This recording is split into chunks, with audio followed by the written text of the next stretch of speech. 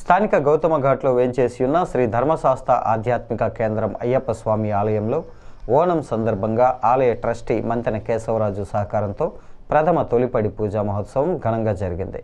మాజీ మంత్రి జక్కంపూడి రామ్మోహన్ రావు, విజయలక్ష్మి వ్యవస్థాపకులుగా ఉన్న అయ్యప్ప ఆలయంలో ఆలయ ట్రస్టీ మంతెన కేశవరాజు ఆధ్వర్యంలో గత 40 రోజులుగా ప్రతిరోజు గణపతి హోమాన్ని నిర్వహిస్తున్నారు. ఇదే సందర్భంలో 41 రోజుల అయ్యప్ప దీక్ష పూర్తి కావడంతో ఓణంను పురస్కరించుకొని గురుస్వాముల పర్యవేక్షణలో అయ్యప్ప స్వామి పడిపూజను తంత్రి నందకృష్ణన్ నంబూదిరి జరిపించారు. అయ్యప్ప స్వామి ఆలయంలో ఈ ఏడాది ఇదే ప్రథమ పడిపూజ కావడం విశేషం. స్వామియే శరణమయ్యప్ప శరణఘోషతో అయ్యప్ప ఆలయ పరిసర ప్రాంతాలు మారుమోగాయి. భక్తి శ్రద్ధలతో పడిపూజ కార్యక్రమాన్ని నిర్వహించారు. అనంతరం ప్రసాద వితరణ కూడా చేశారు. అంతటి భక్తుల సమక్షంలో మేము ఉండి విశేషమైన ఈ పూజను తిలకించే భాగ్యం కలిగించిన ఈ పాలక మండలి వారికి నేను కృతజ్ఞత తెలియజేస్తున్నాను. అంచేత అయ్యప్ప స్వామి దీక్ష అంటేనే జ్ఞానముద్రాం శాస్త్రముద్రాం గురుముద్రాం నమామ్యహం. జ్ఞానాన్ని ఆర్జించే దీక్ష అయ్యప్ప స్వామి దీక్ష. అన్ని దీక్షల కన్నా అన్ని వ్రతాల కన్నా ఉత్తమోత్తమైన దీక్ష ఏమిటంటే అయ్యప్ప స్వామి దీక్ష. అయ్యప్ప స్వామి దీక్ష అంటే సర్వమత సమ్మతం అయ్యప్ప స్వామి మతం. హిందువా క్రైస్తవా అని చెప్పడానికి లేదు, ముస్లిం అనడానికి అన్ని మతాలు కూడా ఆరాధించే దైవమే అయ్యప్ప స్వామిది. కొన్ని దేవతలు ఉన్నారు, వారి యొక్క మతాన్ని అనుసరించి ఉంటుంది, కానీ సర్వమత సమ్మతం అయ్యప్ప స్వామితం. మనకు తెలియని ఎన్నో విషయాలు ఉంటాయి. ఒక గురువులో ఒక ప్రజ్ఞ మన భగవంతుడు అనుగ్రహం చేత, గురువు కటాక్షం చేత వారికి ఒక ప్రజ్ఞ ఉంటుంది.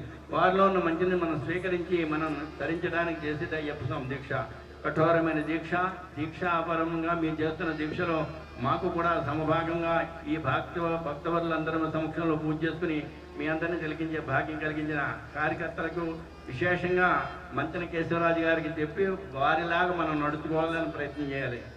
ఇంకేదంటే వారిని ఒక్కరినే అడుగుతున్నాను కాదు, ఈ ఆలయ కమిటీ అందరం యొక్క భక్తి శ్రద్ధలతో ఈ యొక్క ఆలయ నిర్మాణం జరుగుతుంది. వారు చేసే విశేషమైన పూజ మండలకాల దీక్షలో మనందరి భక్తుల సమక్షంలో ఈ అయ్యప్ప స్వామి పూజ నిర్వహించాలని పడిపూజ మహోత్సవం చేశారు. ఈ పడిపూజలో విశేషమైన తాంత్రికులు మంత్ర విద్యతో అనుష్ఠానం చేసి ఇక సోపానంలో ఒక్కొక్క మెట్టుకు ఒక్కొక్క దేవత ఆవిష్ఠానం అయి ఉన్నారు. 18 మెట్లు అంటే 18 దేవతలు ఒక్కొక్క మెట్టు కింద ఉన్నారు. పరశురాముడితో నిర్మించబడింది శబరిమలలో. కానీ మానవ నిర్మితమైనది ఈ యొక్క అయ్యప్ప స్వామి దేవాలయం. ఇక్కడ శక్తి ఒక ఆవృతమైంది పవిత్రమైన గోదావరి తీరంలో. ఈ అయ్యప్ప స్వామి గుడి కట్టడానికి చాలా